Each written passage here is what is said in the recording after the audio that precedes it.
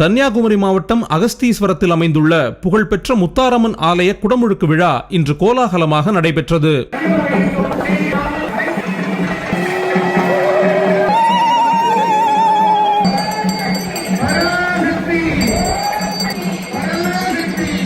இலக்கிய செல்வர் குமரி அனந்தன், அமரர் வசந்தகுமார் ஆகியோரின் சொந்த ஊரான அகஸ்தீஸ்வரத்தில் முத்தாரம்மன் ஆலயம் மிகவும் பிரசித்தி பெற்றதாகும். இந்த ஆலயத்திற்கு இன்று குடமுழுக்கு விழா கோலாகலமாக நடைபெற்றது.